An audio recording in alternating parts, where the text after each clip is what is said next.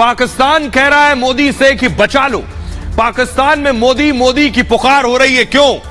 पाक मांगे मोदी से मदद, वजह है ये जो आप देख रहे हैं। तस्वीर दिखाइए कैसे शहबाज शरीफ की सरकार प्रधानमंत्री नरेंद्र मोदी से मदद की गुहार लगा रही है। उनके बुरे हाल, बुरे हालात और बदतर स्थिति है पाकिस्तान में। वो कह रहे हैं सिर्फ मोदी ही बचा सकते हैं। अगली तस्वीर दिखाइए जरा, पाकिस्तान में हालात देखिए।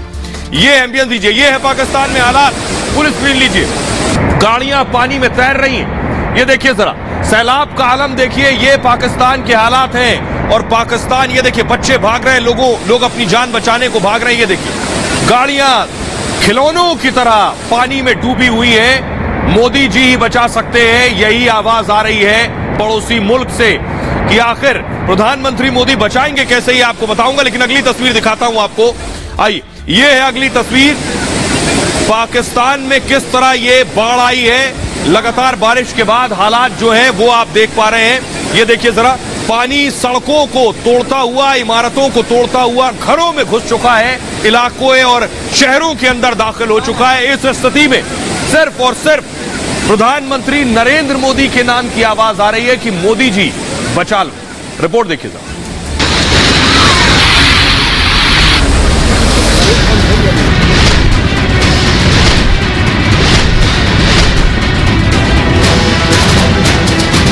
गांव में बहुत सैलाब आया, पानी बहुत आया, हमारे घर डूब चुके। के बच्चे रो रहे हैं, ना उनको खाने का है ना उनको कुछ पीने का है। बारिश की वजह से घर में सारा पानी हो गया है, सारी जगहें गिर गई हैं।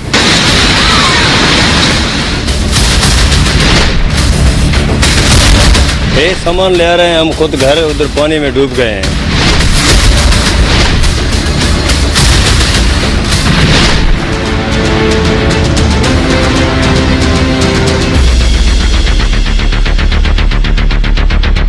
पाकिस्तान में बाढ़ से तबाही के बीच पाकिस्तान को अब मोदी ही मसीहा नजर आ रहे हैं। दुश्मन देश को अब सिर्फ मोदी से ही आस है। मोदी भारत से मदद भेज दे। पाकिस्तान में आई बाढ़ से सैकड़ों जानें जा चुकी हैं। लाखों लोग बेघर हो गए और इस हालात में उन्हें मोदी से ही उम्मीद है। पाकिस्तान के लिए सबक भी है कि कितनी ही साजिश भारत के खिलाफ रच लो, आखिर में बचाने के लिए मोदी ही याद आएंगे। तो अब कैसे प्रधानमंत्री नरेंद्र मोदी से गुहार लगाई जा रही है। देखिए जरा पाकिस्तान में हालात क्या है। ये आप देख रहे हैं, ये तस्वीर देखिए, पूरी इमारत कैसे बह गई पानी में। फुल स्क्रीन लीजिए जरा। अब मदद की गुहार हो रही है, प्रधानमंत्री से मदद की पुकार हो रही है। फुल स्क्रीन लीजिए अमित से। ये जो आप देख रहे हैं, बिल्डिंग पूरी ढह गई। नीचे की ग्रिड हटाइए। ये आप देख रहे हैं, देखिए बिल्डिंग किस तरह से पानी में तबाह और बर्बाद हो गई। ये है पाकिस्तान में स्थिति, ये है पाकिस्तान में हालात। पानी का तेज बहाव। अब आप अंदाजा लगाइए, पाकिस्तान का एक बड़ा हिस्सा इस तरह से पानी में डूब चुका है। ये देखिए, इस बिल्डिंग को देखिए, पूरे पानी के साथ बिल्डिंग बह गई है। लाखों घर इसी तरह से बह गए, तबाह और बर्बाद हो गए हैं। पाकिस्तान का 7वां हिस्सा वो पानी में बह चुका है। अगली तस्वीर दिखाई जरा।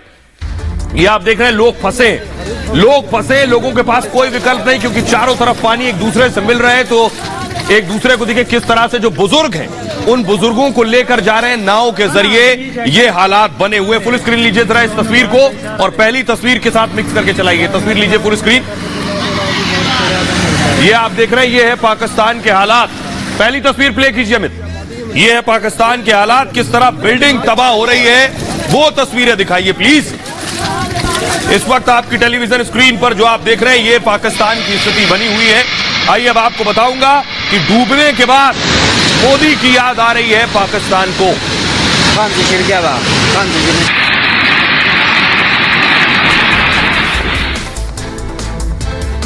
और आप देख रहे हैं, ये है फिलहाल पाकिस्तान में हालात। आवाज एक आ रही है, मोदी जी बचा लो। पाकिस्तान में राष्ट्रीय आपातकाल घोषित हो चुका है। इस वक्त स्थिति यह है, पाक का 1/3 हिस्सा डूब गया है। सिंध, खैबर और पंजाब समेत पूरा पाकिस्तान प्रभावित है इस वक्त। कराची जैसा शहर भी पूरी तरह से डूब गया है। पाकिस्तान में 3.5 करोड़ लोग विस्थापित हो चुके हैं। 3.5 करोड़ लोग, पाकिस्तान की आबादी का 7वां हिस्सा प्रभावित हुआ है। अब तक 1000 से ज्यादा 1136 लोगों की मौत हो गई है बाढ़ में। 1634 लोग बाढ़ में फंसकर घायल हो गए हैं और बाढ़ के कारण फसल पूरी तरह से बर्बाद हो चुकी है। अर्थव्यवस्था को 2 लाख करोड़ से ज्यादा का नुकसान हो गया है। नुकसान की भरपाई में 5 साल लगेंगे। सोचिए, पाकिस्तान को पटरी में आने में 5 साल का वक्त लगेगा। 2,87,000 घर बर्बाद हो गए हैं। 6,62,000 घरों को नुकसान हुआ है। 7 लाख से ज्यादा पशु बाढ़ में मारे गए हैं बताया जा रहा है। बाढ़ से 3,451 किलोमीटर सड़कें तहस नहस हो गई हैं। यह है पाकिस्तान के हालात। और बाढ़ के तेज बहाव में 149 ब्रिज तबाह हो गए हैं। आइए अब आपको सुनवाते हैं। सुनिए पाकिस्तान के लोग क्या कह रहे हैं और कैसे पाकिस्तान मदद मांग रहा है।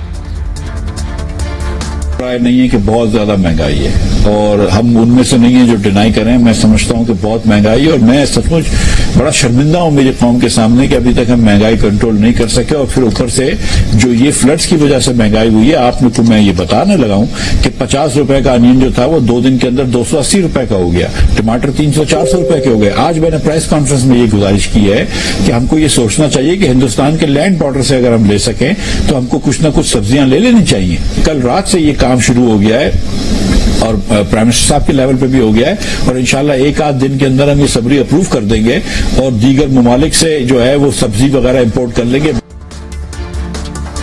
तो आपने सुना, पाकिस्तान के मंत्री को आप सुन रहे थे जो कह रहे हैं भारत से उम्मीद की मदद कर रहे हैं। वो तस्वीरें आपको दिखाता हूं, देखिए जरा। 2 तस्वीरें दिखाने जा रहा हूं। देखिए पाकिस्तान में चारों तरफ पानी पानी नजर आ रहा है। अब सिर्फ भारत से ही उम्मीद की दरकार है कि भारत बचा सकता है। ये देखिए लोग फंसे हुए हैं, किस तरह से लोग निकल कर जा रहे हैं, ये हालात हैं। अगली तस्वीर दिखाइए। ये आप देख रहे हैं शहबाज शरीफ ने खुद जहाज के जरिए निरीक्षण और मुआयना किया है। पाकिस्तान में बाढ़ के हालात का चारों तरफ पानी पानी नजर आ रहा है। इन तस्वीरों में आपको दिख रहा है। जरा पाकिस्तान के लोगों को सुनिए वो क्या कह रहे हैं। हमारे गांव में बहुत सैलाब आया, पानी बहुत आया, हमारे घर डूब चुके हैं, हमारे लोग माल और सदार हमारे सब मर चुके हैं। हमें कोई रिलीफ नहीं मिल रहा है हुकूमत की तरफ से। के बच्चे रो रहे हैं, ना उनको खाने का है ना उनको कुछ पीने का है। और एनजीओ हैं जो उनको खाना दे रही हैं, इंतजाम में भी कोशिश कर रही है, लेकिन ऐसा आलम है हम आपको क्या बताएं कि फाजिलपुर पूरा डूब चुका है और 2 दफा इंसान का 10,000 20-20 फुट का पानी है। बारिश की वजह से घर में सारा पानी हो गया है, सारी जगहें गिर गई हैं। देखो बनाने के लिए अब कोई आसरा उम्मीद नहीं है। अल्लाह देगा, खाने के लिए परेशान है, कमाने के लिए परेशान, काम काज नहीं है। सारे मुल्क में पानी पानी हो गया है, कहीं काम वाम भी नहीं मिल रहा, हर कोई परेशान है, कहाँ जाए। ये सामान ले रहे हैं हम, खुद घर उधर पानी में डूब गए हैं। कोई सामान के कैसे तरीके से आएगा? सामान तो हम खुद देखो कैसे क्या हालत में ले आ रहे हैं।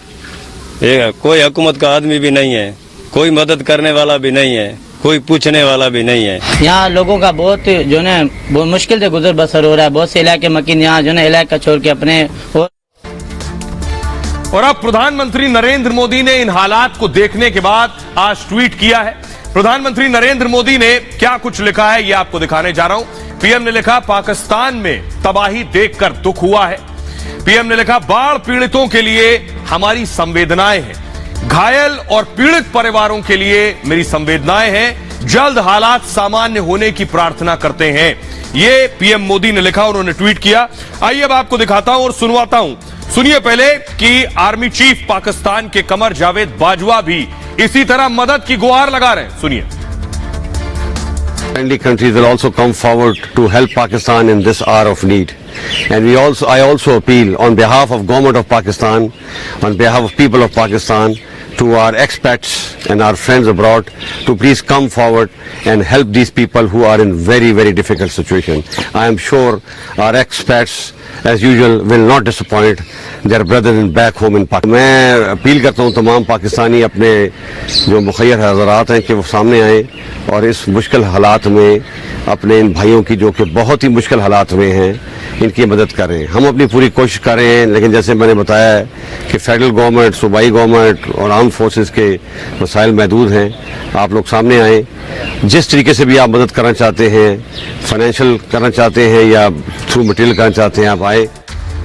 और आइए दिखाते हैं, पाकिस्तान में महंगाई आसमान छू रही है।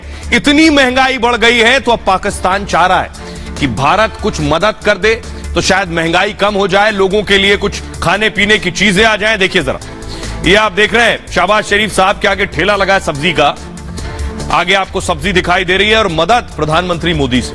पाक के वित्त मंत्री का नाम है मिफ्ता इस्माइल और उन्होंने संकेत दिए हैं दरअसल मदद के।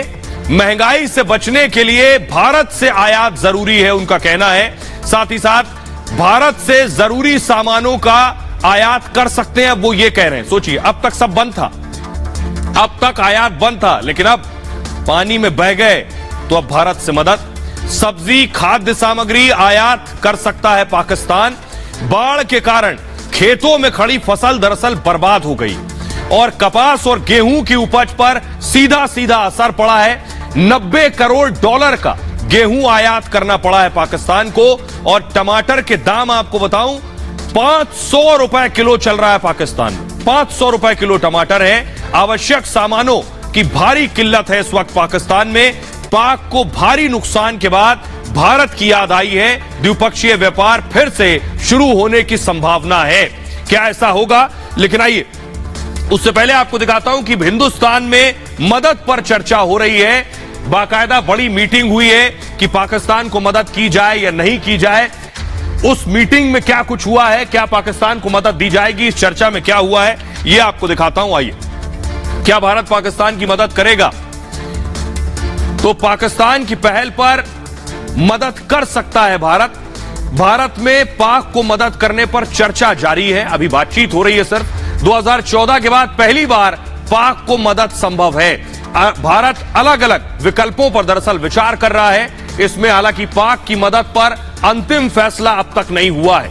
अब कई देशों से पाकिस्तान को मदद जरूर मिली है।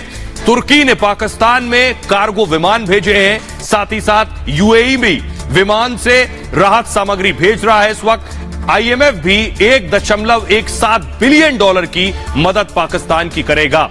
तो भारत से मदद की उम्मीद है। आपको सुनवाता हूं, सुनिए जरा। पाकिस्तान में लोग प्रधानमंत्री मोदी के फैन हैं। पाकिस्तान में लोग मोदी की तारीफों में कसीदे पढ़ रहे हैं। वो कह रहे हैं ऐसा प्रधानमंत्री उनके देश को चाहिए। सुनिए जरा। अगर आप सियासी तौर पे सवाल पूछते हैं तो मुझे नरेंद्र मोदी बहुत पसंद है। अच्छा। बल्कि मुझे बीजेपी बहुत पसंद है। मोदी साहब वहाँ पे है, अल्लाह करे कि वो अगला टेन्योर भी जीते। मोदी पाकिस्तान के लिए बहुत अच्छा है, नो डाउट। सर, वो मोदी की बात कर रहे हैं ना, वो करेंगे ना, वो बेटर लेके चलेंगे इन लोगों से। मैं आपको ये गारंटी के साथ कहता हूँ। मैं पाकिस्तान को लेवल पे देखूंगा। बंदे ने अफगानिस्तान में इंफ्रास्ट्रक्चर बनाया हुआ है, वो बंदा किसी के दबाव में नहीं आता। वो बंदा ईरान से ट्रेड करता है, तो उसने अपने कंट्री के लिए बहुत कुछ किया हुआ है। आप जैसा लीडर हमारे पास भी हो, हम भी यार जैसे इंडिया की तारीफ कर रहे हैं, मोदी की तारीफ कर रहे हैं, हमारे मुल्क के बारे में भी कोई लोग वीडियोस बना के तारीफ करें, हमें खुशी होगी यार। Narendra Modi ji knows how to play, how to fit things on the right place. और ये बहुत एक अच्छी बात है कि एक समझदार इंसान भी हमारी इस कम्युनिटी का हिस्सा है। वो अपनी कंट्री इंडिया में है और इंडिया वाले इसका मतलब लकी हैं, क्योंकि इंडिया, आपको पता है, इंडियन इकोनॉमी भी बड़ी स्ट्रांग है, पाकिस्तान इकोनॉमी से बहुत स्ट्रांग है। जब हम लोग फॉरेन कंट्रीज चले जाते हैं, हमारे पाकिस्तानीज वगैरह, तो वो एक नाम से बड़े मशहूर हैं, चोर। जब चोर के नाम से मशहूर होंगे तो हमें वहाँ पे अपॉर्चुनिटीज कहाँ से देंगे? हम लोग जो है दहशतगर्दी के नाम से बहुत बड़ी मशहूर है। पाकिस्तान को एक टेररिज्म या टेररिस्ट फैक्ट्री जिस नाम से मशहूर है, दहशतगर्दी के नाम से मशहूर है या दहशतगर्द के नाम से मशहूर है, वो लोग हमें दहशतगर्द मतलब मानते हैं।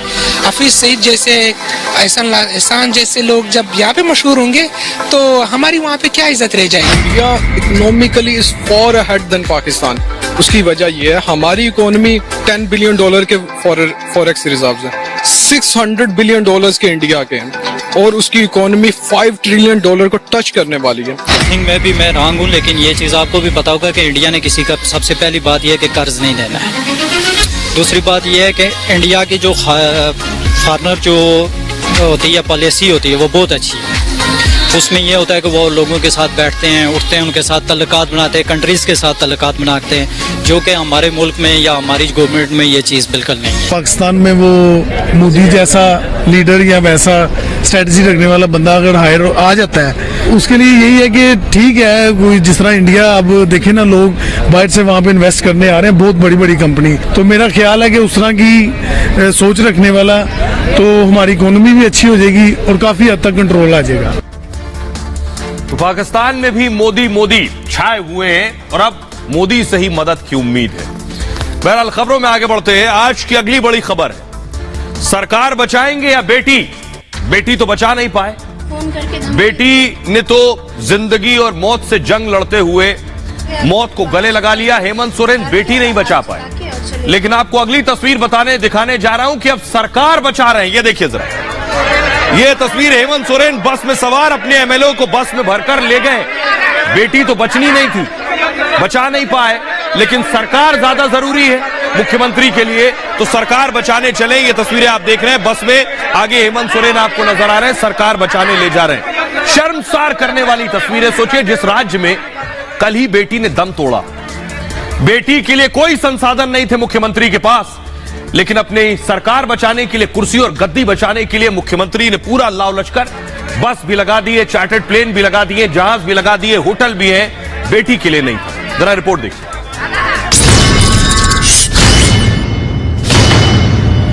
हम जरवाडी से रहने वाले हैं और एक लड़का हमको फोन करके धमकी दिया।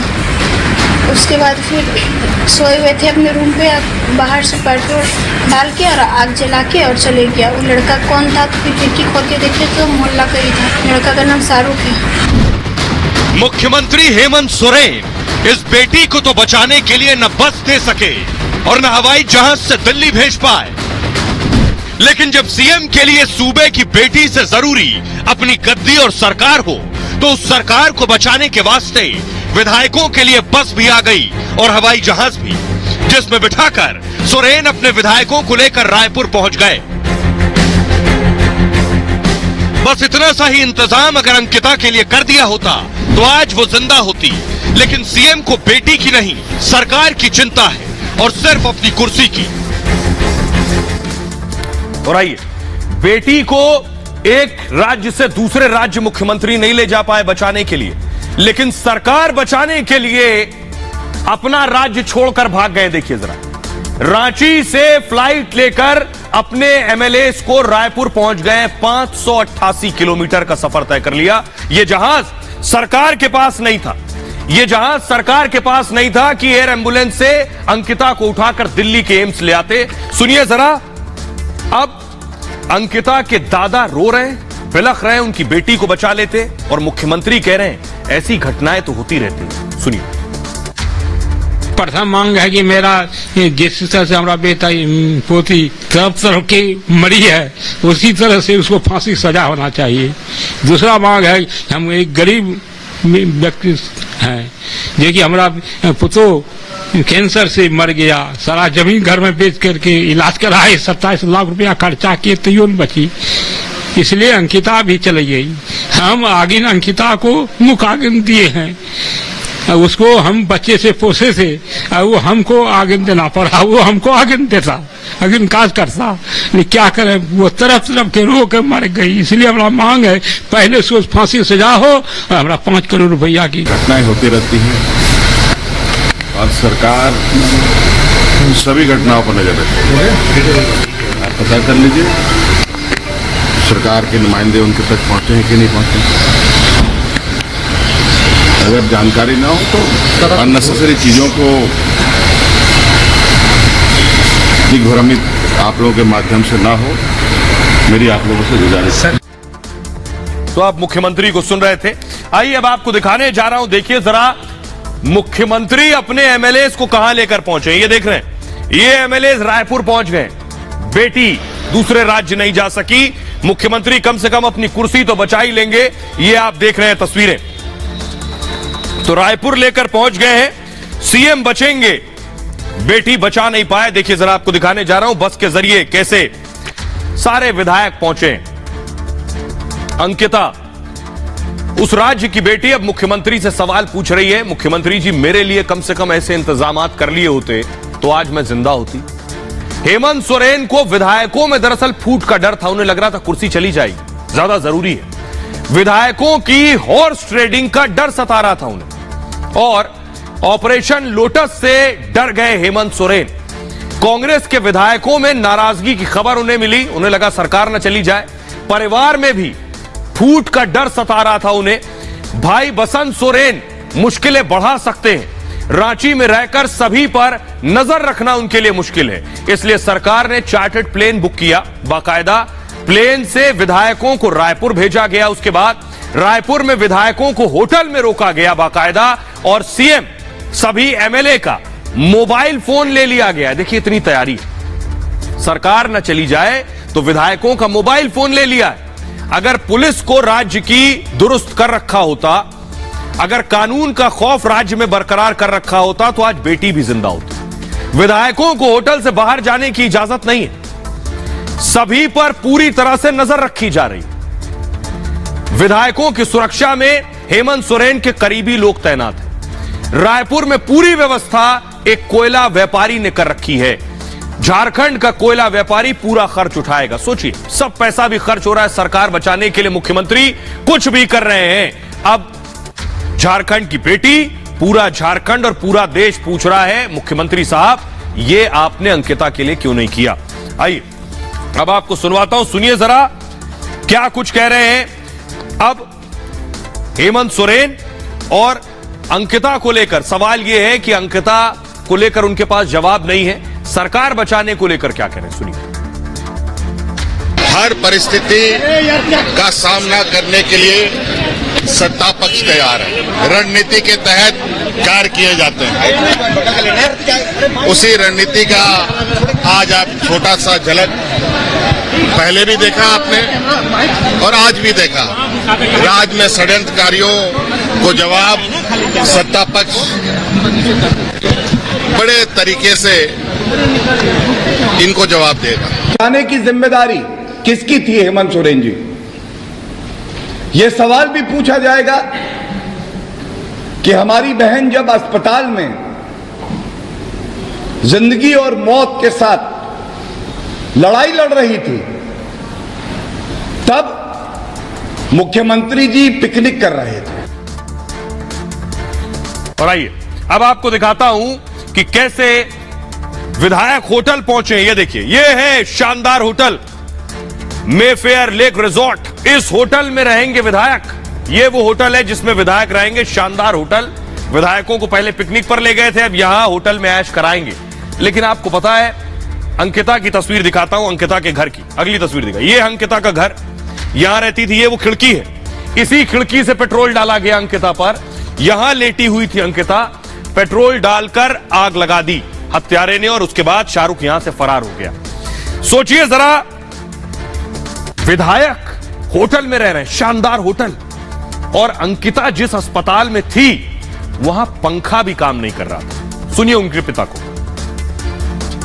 यहाँ डॉक्टर 9:30 बजे आते हैं सदर अस्पताल में। यहाँ सदर अस्पताल की स्थिति सब जानते हैं, दुमका का कैसा व्यवस्था क्या नहीं है। यहाँ बोर्ड नहीं, कुछ नहीं है, बोर्ड वार्ड भी नहीं है, एसी भी नहीं चलता तो वहाँ रख दिया। पंखा अपना खरीद के, पंखा बड़े स्टैंड फैन अपना दोस्त के घर से लेके जाकर के उसको अपना दोस्त घर से फैन ले गया उसको हवा देने के लिए। पूरा जलन हो रही थी। यही पंखा सर अभी भी मेरे घर में मौजूद है।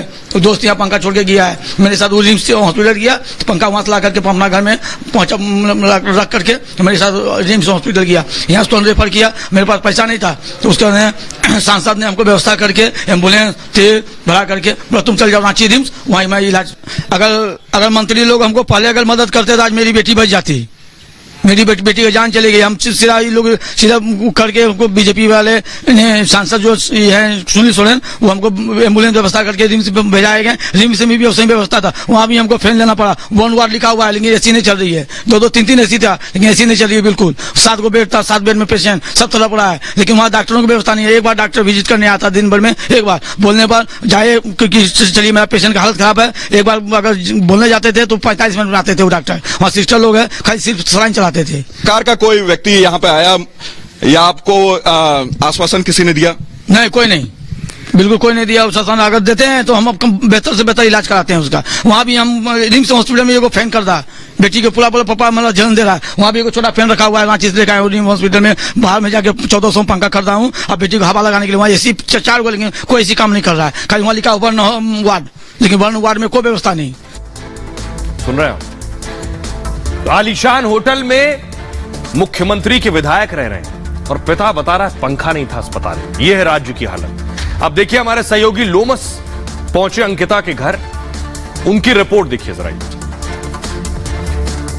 आप इस खिड़की को देख करके एक अंदाजा लगा सकते हैं कि शाहरुख ने कितने सूझबूझ के साथ यहां पर पहुंचकर अंकिता को अपना शिकार बनाया। अब देख सकते हैं यहाँ पे फिलहाल फॉरेंसिक की टीम पहुंची हुई है। ये वही खिड़की है और ये वही बिस्तर है जहां पर अंकिता उस रात सोई थी। और उस सुबह जब शाहरुख यहाँ पर, आपको मैं दिखाना चाहूंगा, पहले तो अपने मैं कैमरामैन को बोलूंगा कि ये वो गली दिखाए जिस गली से शाहरुख आया था। आप देख सकते हैं ये वही गली है जो कि अंकिता के घर के पीछे बनी हुई है। और पीछे का रास्ता, क्योंकि पीछे के लोग यहाँ पे पीछे भी कई मकान है तो उनके लिए ये रास्ता छोड़ा गया है। तो इसी गली से शाहरुख अपने साथी के साथ आता है। छोटू बताया जाता है उस शाहरुख के साथी का नाम। और यहीं पे आकर के ये जो खिड़की होती है वो बंद होती है, उस समय उसको धक्का दे करके एकदम आराम से, जिससे अंकिता जगे ना।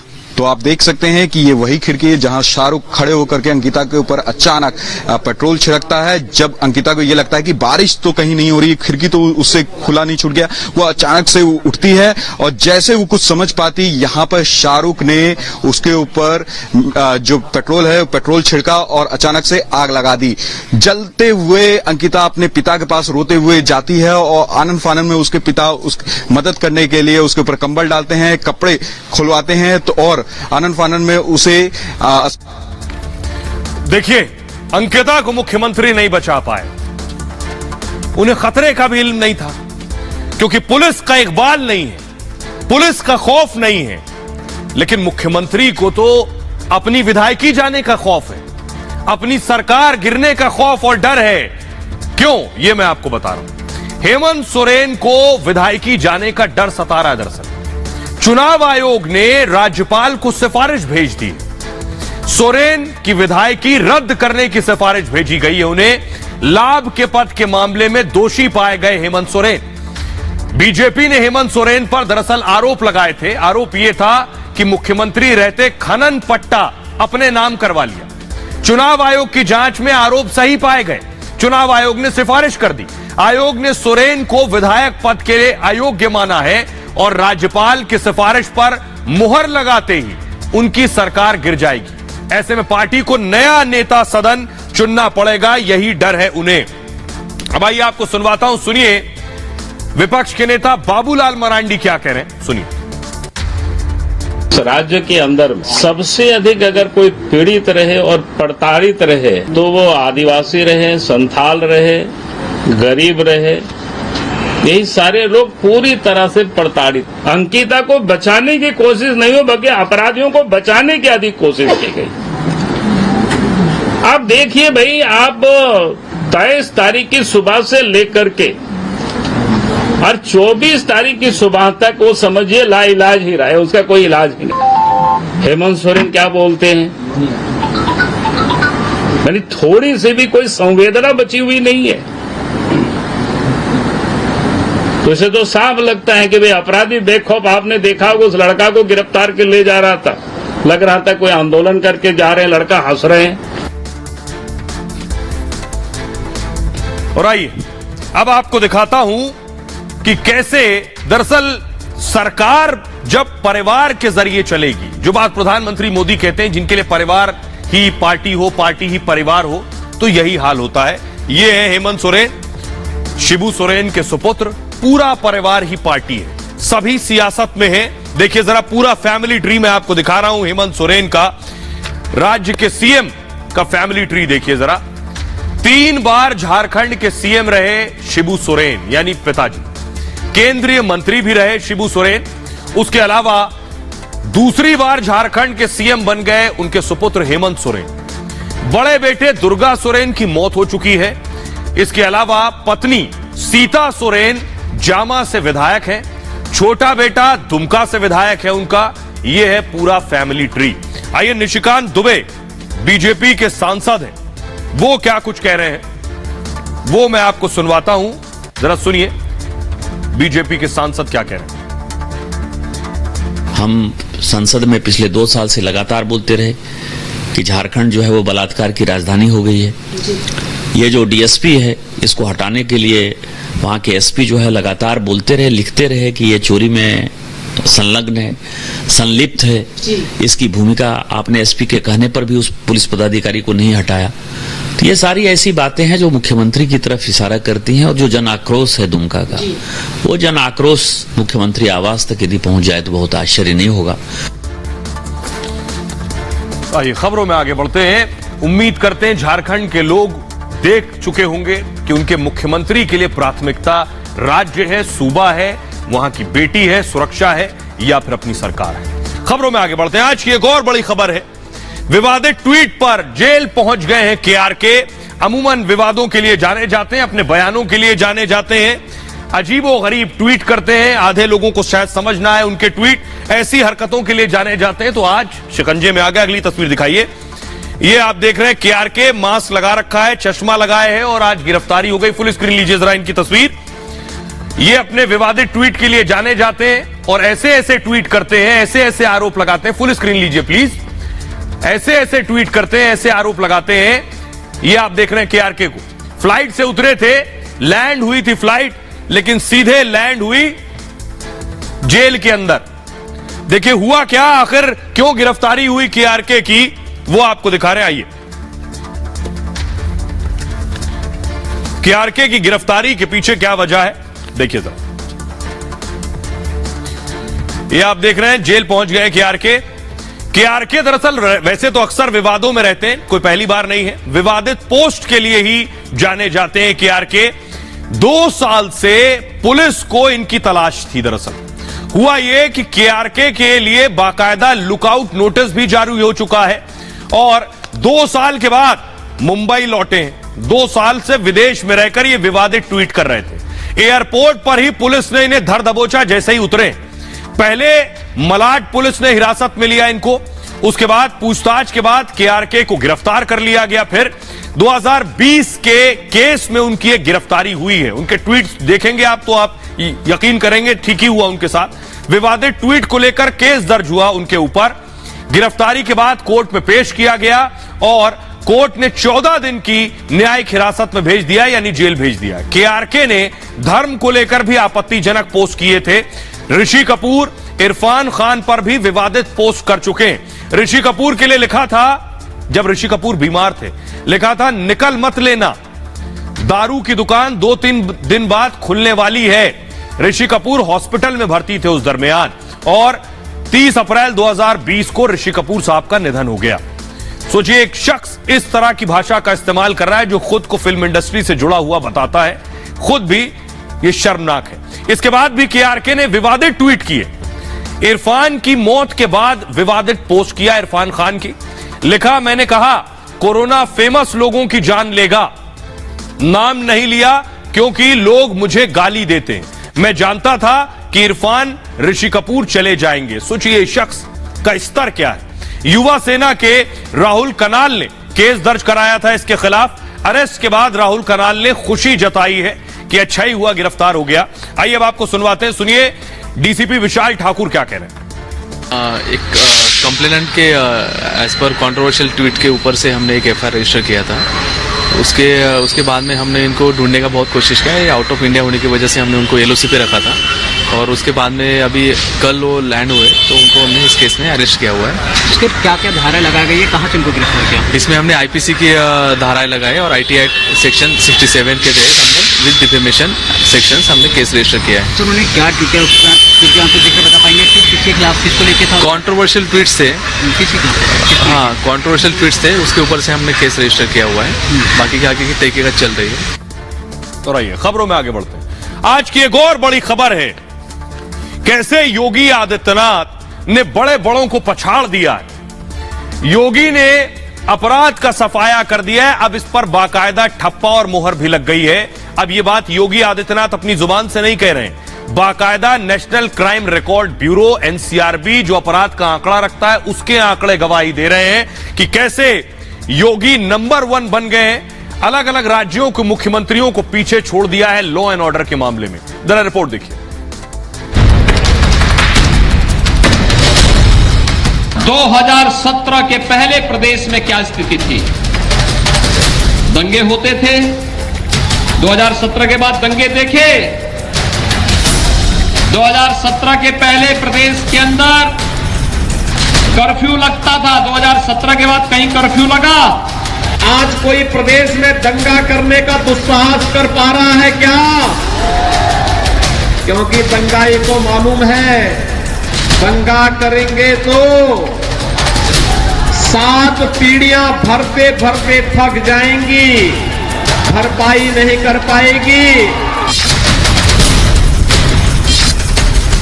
बेशक 5 साल पहले उत्तर प्रदेश की गिनती हत्या, लूट और दंगा प्रदेश में होती थी, लेकिन अब योगी राज में अपराध का सफाया इतनी तेजी से हुआ कि नेशनल क्राइम रिकॉर्ड ब्यूरो के आंकड़े बता रहे हैं कि योगी ने बिहार में खुद को सुशासन बाबू कहने वाले नीतीश कुमार हो, राजस्थान में अशोक गहलोत या फिर झारखंड के सीएम सोरेन, देश के तमाम मुख्यमंत्रियों से योगी बहुत आगे निकल गए।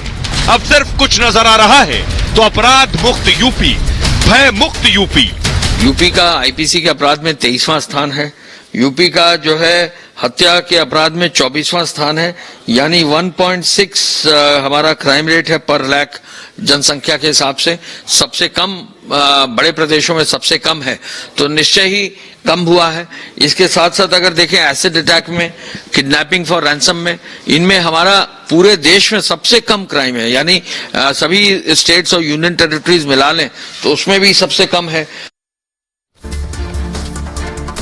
आइए अब आपको दिखाने जा रहा हूं। सबसे पहले आपको दिखाऊंगा ये जो दंगे की तस्वीर देख रहे हैं, दंगों में उत्तर प्रदेश कहां है और देश के बाकी राज्य कहां है, ये सबसे पहले आपको दिखाऊंगा। आज पूरी लिस्ट है। बाकी राज्यों के मुकाबले योगी आदित्यनाथ सिर्फ कहते हैं, वो उनकी सरकार और बीजेपी के प्रवक्ता, या कुछ हकीकत भी है। देखिए जरा, ये आप देख रहे हैं, ये दंगों की लिस्ट है पूरी। ये योगी आदित्यनाथ के राज में 18 से लेकर अब तक सिर्फ एक दंगा हुआ है, एक 2018 से अब तक। इधर देखिए जरा, सोरेन साहब सरकार बचा रहे हैं, रायपुर में विधायकों को लेकर चले गए, बेटी बचा नहीं सके। इनके राज में देखिए 100 दंगे इनके कार्यकाल में। नीतीश कुमार सुशासन बाबू का ठप्पा है, दंगे 51 दंगे। अशोक गहलोत साहब नाराज हो जाते हैं जल्दी, 22 दंगे इनके राज में हुए। उद्धव ठाकरे जब मुख्यमंत्री थे, अभी सरकार बदली है, एनसीआरबी के आंकड़े कहते हैं 77 दंगे हुए। ये आंकड़े अब आप खुद अंदाजा लगाइए कौन नंबर 1 है, किसके राज में दंगे हो रहे हैं, किसके राज में दंगे नहीं। ये किसी प्रवक्ता के आंकड़े नहीं है, ये NCRB national crime record bureau के आंकड़े हैं जो ये सच बता रहे हैं। आइए मैं आपको सुनवाता हूं अखिलेश यादव क्या कह रहे हैं। हो सकता है उन्हें ये आंकड़े अच्छे ना लग रहे हो, और डिप्टी सीएम केशव प्रसाद मौर्य का कह रहे हैं। उत्तर प्रदेश दंगा मुक्त प्रदेश है। आंकड़ों में ही नहीं, धरातल पर भी उत्तर प्रदेश की कानून व्यवस्था इतनी दुरुस्त है, चुस्त है, व्यवस्थित है कि आज उत्तर प्रदेश की जनता नहीं केवल अपराधी भयभीत रहता है। भूमाफिया हो, खनन माफिया हो, शराब माफिया हो, नकल माफिया हो, जो माफिया किस्म के लोग हैं उनको भय लग रहा है आज की स्थिति में। इसलिए मैं ये कह सकता हूं कि जहां भाजपा वहां सुशासन, जहां गैर भाजपा वहां कुशासन। भारतीय जनता पार्टी से झूठी पार्टी कोई नहीं है। अगर कैबिनेट स्तर पे ये बात झूठ बोली जाए तो इसका मतलब अखबार झूठे हैं जो आज हम लोगों ने पढ़े। आज अखबार में जो छपा है वो यही छपा है कि पूरे देश में सबसे ज्यादा महिलाओं के खिलाफ अपराध अगर कहीं बढ़े हैं तो वो उत्तर प्रदेश है। तो ये इसका मतलब वो छपने वाली बात खराब है। और न केवल ये बल्कि और जितनी भी घटनाएं हो रही हैं उत्तर प्रदेश सबसे आगे दिखाई दे रहा है। तो महिलाओं के अपराध में यूपी कहां है ये भी आपको बताऊंगा, लेकिन पहले अखिलेश यादव का आंकड़ा दिखाता हूं। इनके वक्त में, इनके दौर में, मायावती के दौर में देखिए जरा दंगे के हालत क्या थे। ये आपको अखिलेश यादव नजर आ रहे हैं, उधर मायावती है और ये योगी आदित्यनाथ है। अब देखिए जरा दंगों का चार्ट आ गया पूरा। मायावती सरकार में थी 2007 से 2012 तक, तो देखिए दंगे हुए थे 616 और मौतें हुई थी 121। अखिलेश यादव 2012 से 2017 तक थे मुख्यमंत्री, दंगे हुए 195 और मौतें हुई थी 192। अब योगी का देख लीजिए, 2018 से 21 तक एक दंगा और एक भी मौत नहीं। अब आप अंदाजा लगाइए, अखिलेश यादव बेशक विपक्ष में होने के नाते योगी पर हमला कर सकते हैं, लेकिन ये आंकड़े खुद ब खुद गवाही दे रहे हैं कि हकीकत क्या है राज्य की। आइए अब आपको सुनवाता हूं, सुनिए जरा ब्रजेश पाठक क्या कुछ कह रहे हैं, सुनिए। जो एनसीआरबी के आंकड़े आए हैं उससे पहले लगातार हमने आप सबको बताया है कि उत्तर प्रदेश पूरी तरह से दंगा मुक्त हो चुका है। अपराध मुक्त प्रदेश की ओर हम तेजी के साथ आगे बढ़ रहे हैं। ऑर्गेनाइज क्राइम को हमने ध्वस्त कर दिया है, जो संगठित माफिया गिरोह थे उनके नेटवर्क को समाप्त कर दिया है। आपसी वैमनस्यता के कारण जो घटनाएं होती हैं उनमें सब में हम कड़ी कार्रवाई करते हैं। तो आपने सुना ब्रजेश पाठक को। अखिलेश यादव कह रहे थे कि महिलाओं के अपराध में बहुत तेजी से आगे बढ़ रहा है, और बहुत से लोग सोच रहे होंगे सिर्फ दंगा है, दंगे नहीं हुए, लेकिन बाकी अपराध तो बढ़ रहे हैं। आइए आपको उसकी भी लिस्ट दिखाता हूं, किस किस में योगी को फुल मार्क्स मिले हैं। वो नंबर 1 है एक्शन के मामले में। ये देखिए जरा, महिला संबंधी अपराध में दोष सिद्धि में नंबर 1 है उत्तर प्रदेश। यानी अगर महिलाओं के साथ किसी ने अपराध किया तो उस अपराधी पर दोष साबित करना पुलिस की जिम्मेदारी होती है, इन्वेस्टिगेशन करके, उसमें यूपी नंबर 1 है। साइबर अपराध की दोष सिद्धि, यानी अगर उत्तर प्रदेश में आपने कोई साइबर क्राइम किया है, आपके मोबाइल से पैसे निकल गए, बैंक से पैसे निकल गए, उसमें अपराधियों को पकड़कर उनको दोषी ठहराया जाना, उन पर कार्रवाई होना, इसमें नंबर 1 है। शस्त्रों का जब्तीकरण, अवैध शस्त्र उनको जब्त किया गया, उसमें नंबर 1 है। एसिड अटैक अपराध उत्तर प्रदेश में सबसे कम है, और फिरौती के लिए अपहरण उत्तर प्रदेश इसमें सबसे कम है। इस तरह के मामले, क्राइम रेट 1.6 प्रति लाख आबादी पर है, 1.6 प्रति लाख आबादी पर। बड़े प्रदेशों में सबसे कम क्राइम रेट है। जनसंख्या के अनुपात में अगर आप देखेंगे 1.6। आईपीसी के अपराध में 23वां स्थान है उत्तर प्रदेश का, और हत्या के अपराध में 24वां स्थान है यूपी का। आइए अब आपको सुनवाते हैं, सुनिए जरा उत्तर प्रदेश के लोग क्या कह रहे हैं, उन्हें सुनिए जरा एक बार। उत्तर प्रदेश में क्या वाकई अपराध खत्म हुआ है? ये एनसीआरबी के हो सकता है आंकड़ों पर आपको यकीन ना हो, नेताओं की जुबान पर यकीन ना हो, सीएम डिप्टी सीएम पर यकीन ना हो, लेकिन यूपी के लोगों पर तो यकीन करना पड़ेगा। सुनिए। आज के पहले जो सरकारें थी उनकी सरकारों में कहीं ना कहीं कानपुर नगर में डर बना रहता था, स्टेशन में बम है या फला जगह डर है, कहीं चैन स्नैकिंग तो कहीं पर लूटपाट, कहीं कुछ। आज कहीं भी महिलाएं भी सुरक्षित जा रही हैं, बच्चे भी स्कूल के सुरक्षित जाते आते हैं, और पूरी तरीके से हम लोग प्रदेशवासी खुशहाल हैं। 5 साल के पहले का रिकॉर्ड आप लोग उठा के देख लीजिए, जो स्थितियां थी और आज की स्थितियां हैं, जमीन आसमान का अंतर है। योगी राज में पूर्ण रूप से दंगा मुक्त है। चाहे वो आप ये देखिए कि इस समय जो है आदमी अपने को बहुत तरीके से अपराध मुक्त मान रहा है। आज दिन हो चाहे रात हो, आराम से निकलता है। हाँ, 100% दंगा मुक्त हो गया। हाँ, 100% सेफ है। रात को आज महिलाएं कहीं भी निकल सकती हैं, और अराजक तत्व या तो जेल में है या उत्तर प्रदेश को छोड़ चुके हैं। हमारी माताएं सब सुरक्षित है, इस समय अपने आप को सुरक्षित महसूस कर रही है। वो ईश्वर से योगी जी के दीर्घायु की कामना कर रही हूँ, चाहती कि फिर बार बार मुख्यमंत्री योगी आदित्यनाथ जी बने। महिलाएं सुरक्षित हैं, माताएं सुरक्षित हैं, हम इन्हें कह रहे 100% है, लेकिन आम जनमानस को दिखलाई पड़ रहा है कि योगी जी के राज में अपराधियों पे बहुत बड़ा ऐतिहासिक अंकुश लगा है। कानून व्यवस्था के ऊपर योगी जी ने काम किया है। योगी जी ने लाइन ऑर्डर को जिस तरीके से व्यवस्था रखी, भारत में उत्तर प्रदेश उत्तम प्रदेश साबित हुआ। आइए और अब आगे बढ़ते हैं, अब बात करते हैं आज की एक और बड़ी खबर की। उत्तर प्रदेश से आते हैं दिल्ली। दिल्ली में एक अलग ही घमासान मचा हुआ है। लोग सवाल पूछ रहे हैं ये शराब नीति पर बवाल खत्म कब होगा। ये खत्म होता, लेकिन उससे पहले केजरीवाल के गुरु ने केजरीवाल पर हमला कर दिया।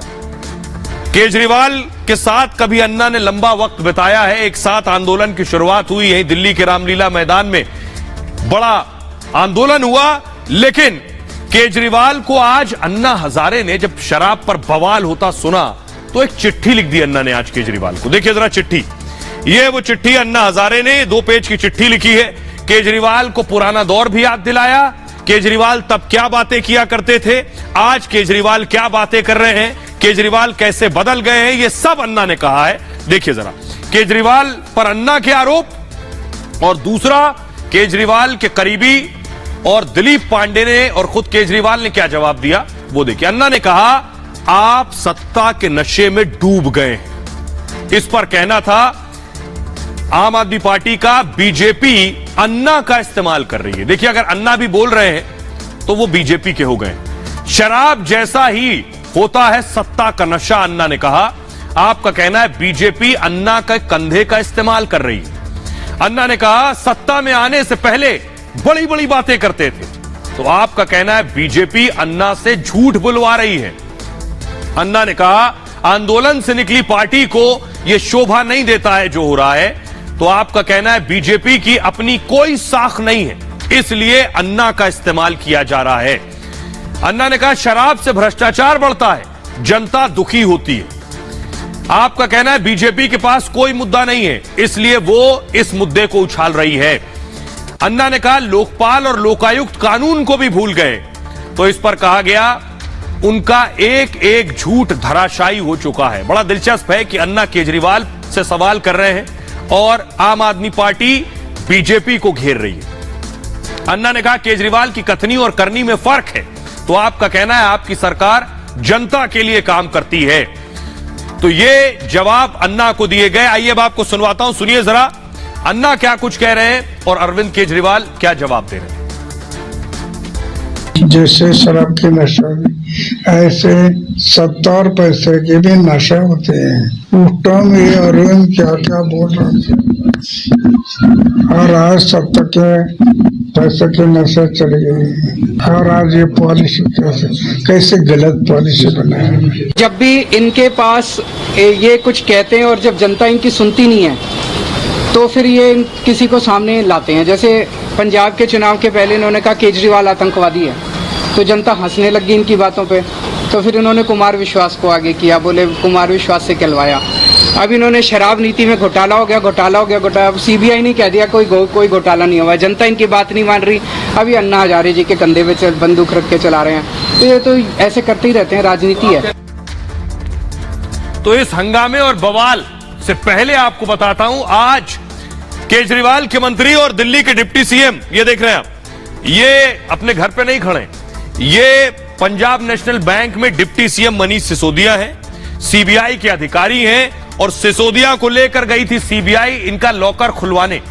आज सीबीआई लेकर गई और पीएनबी में सिसोदिया का लॉकर जो था उसे खुलवाकर उसकी जांच हुई। अगली तस्वीर दिखाइए, ये जो आप देख रहे हैं ये पीएनबी की तस्वीरें आपको मैं दिखा रहा हूं। ये सिसोदिया खड़े हुए, पीछे उनकी पत्नी खड़ी हुई है, सीबीआई के ऑफिसर थे। तो आखिर क्या मिला सिसोदिया के लॉकर से और क्यों सीबीआई ने सिसोदिया का लॉकर खोला है, सिसोदिया ने क्या कुछ कहा इस जांच के बाद, इस छापे के बाद, देखिए जरा।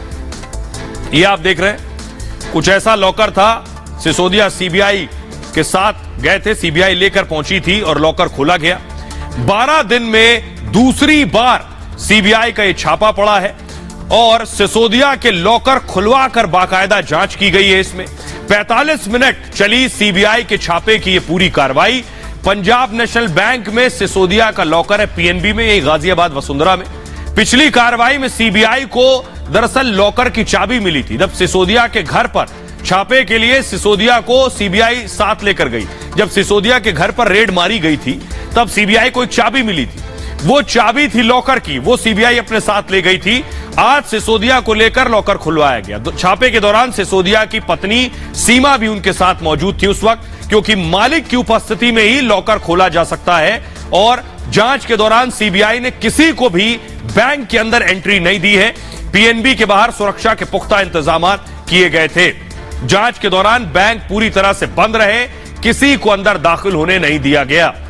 आइए अब आपको सुनवाता हूं, जब पीएनबी से बाहर निकले मनीष सिसोदिया, तब उन्होंने क्या कहा और बीजेपी ने क्या पलटवार किया, सुनिए। मेरे बैंक लॉकर का इतना इन्होंने हल्ला मचाया, बैंक लॉकर तलाशेंगे, बैंक लॉकर तलाशेंगे, उसमें से निकलेगा, उसमें भी कुछ नहीं निकला। मैंने सारा बताया, मेरे पास सारे सर्च मेमो हैं, क्लीन चिट मिली है मुझको।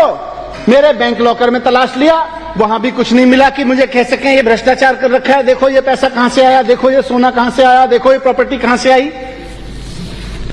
क्लीन चिट है मेरे लिए सीबीआई की, प्रधानमंत्री जी की क्लीन चिट है।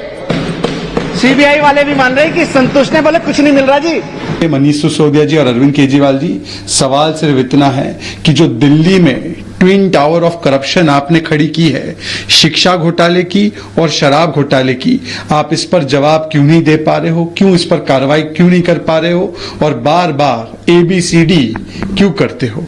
A for advertising, B for blaming, C for cover up of corruption and D for diversion. भागिए मत, U-turn मत कीजिए। तो सवाल यह है कि आखिर शराब पर बवाल दिल्ली में कब बंद होगा। खबरों में आगे बढ़ते हैं। आज की अगली बड़ी खबर है, इराक में लंका कांड हो गया। इराक के जो हालात हैं वो मैं आपको दिखाने जा रहा हूं। देखिए स्विमिंग पूल आप देख रहे हैं, ये देख रहे हैं, ये श्रीलंका में जो हालात थे, जैसे श्रीलंका की तस्वीरें थी, ये इराक की तस्वीरें आप देख रहे हैं। इराक की तस्वीर, अगली तस्वीर दिखाइए। ये आप देख रहे हैं इराक में, जैसे श्रीलंका में, इराक में देखिए कैसे राष्ट्रपति के घर घुसकर स्विमिंग पूल में लोग नहा रहे हैं। ये इराक की तस्वीरें मैं आपको दिखा रहा हूं। इराक में आखिर ऐसा क्या हुआ, ये जो अराजक स्थिति है, अड़ोस पड़ोस के मुल्कों के हालात देखकर आप अंदाजा लगाइए किस स्थिति में दूसरे मुल्क हैं। अगली तस्वीर दिखाइए जरा। ये हंगामा जो आप देख रहे हैं, फुल स्क्रीन लीजिए। इराक की सड़कों पर ये तांडव हो रहा है, लोग सड़कों पर उतर आए और देखिए एम्बुलेंस जाती हुई नजर आ रही है आपको। जमकर हंगामा, एम्बियंस बढ़ाइए इसका, जमकर हंगामा हुआ, लोग सड़कों पर निकल आए, लोगों ने प्रदर्शन किया। इराक में श्रीलंका जैसे हालात नजर आए हैं इन तस्वीरों में। गोलियों की आवाज भी आपको साफ सुनाई दे रही है।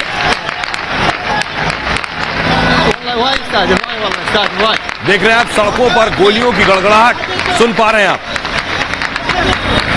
ये इराक की तस्वीरें।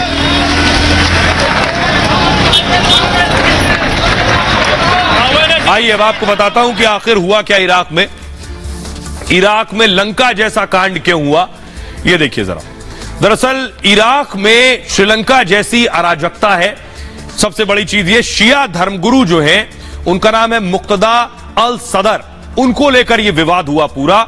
मुफ्ती जैसे मुक्तदा अल सदर ने राजनीति छोड़ दी दरअसल, और राजनीति छोड़ने से इस ऐलान के बाद ही इराक में हिंसा भड़क गई। साथ ही साथ समर्थक सड़कों पर हिंसा करते नजर आए और हिंसक भीड़ राष्ट्रपति भवन के अंदर घुस गई, जिसके बाद ये पूरा तमाशा हुआ। भीड़ ने सरकारी इमारतों पर कब्जा कर लिया उसके बाद, और हिंसा में अब तक 20 लोगों की मौत हो चुकी है। ये आलम है इराक का। इराक में गृह युद्ध जैसे हालात बन गए जैसे श्रीलंका में हालात थे। इराक के प्रधानमंत्री ने शांति बनाए रखने की अपील की है। मुक्तदा अल सदर ने भी शांति की अपील की है।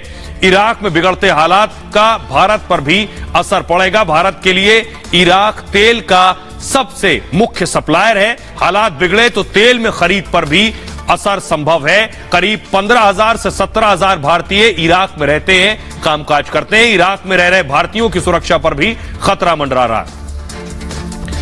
बहरहाल ये भारत की बात है, मैं इतना ही।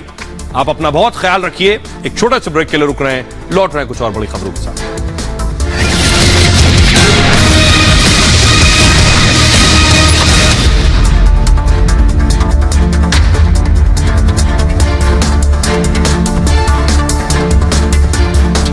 प्रक्रिया शुरू हो चुकी है। अब आपको वो प्रक्रिया दिखाई देगी और वो प्रक्रिया यह है कि 3700 किलोग्राम विस्फोट किसी भी वक्त धराशायी हो सकता है। और महज अगर बात करेंगे सेकंड्स की तो 20 सेकंड बचे हुए हैं, 1 मिनट 20 सेकंड का